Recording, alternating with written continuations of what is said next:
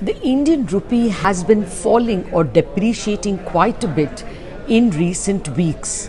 Actually, a year ago, you needed only 73, 74 rupees to buy a dollar. A month ago, you needed 79, 80 rupees to buy a dollar. But now you need 81 to 82 rupees to buy a dollar. So the headlines go out as Indian rupee weakens 8% this year. Weakens indicate something negative. Is it really a bad thing? Actually, no. When a currency weakens, yes, there is immediately a problem for a country like India because the crude that we import gets more expensive. But not all that we import is as indispensable as crude. We also import steel, textiles, chemicals, apparel, phones. Now, all these can also be bought in India from domestic makers.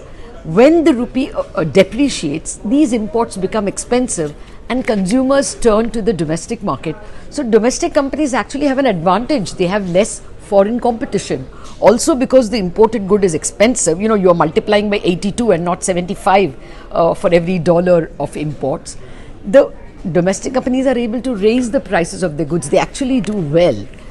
On the other hand, exporting companies also have an advantage because the Indian goods appear cheaper than the competition. For instance, if the rupee depreciates versus the yuan, it's quite possible that Indian textile makers are able to snatch some of the markets, some of the buyers from Chinese textile makers. Then why do central banks and countries worry when a currency is depreciating?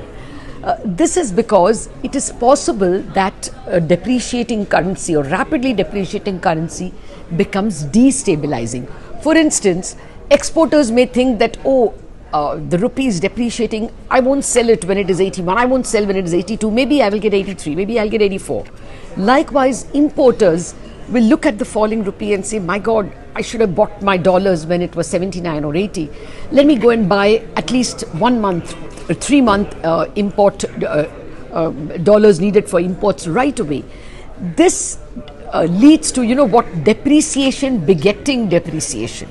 And if your macros are weak, like you have high inflation or high fiscal deficit, this becomes destabilizing, like it happened in Sri Lanka recently, or it happened for India in 2013 when we had double-digit inflation and high fiscal deficits. In sum, depreciation gently is good for an economy, but it should not become rapid or volatile, and it should not be accompanied by any negative macros for the country in the form of high inflation or high deficits.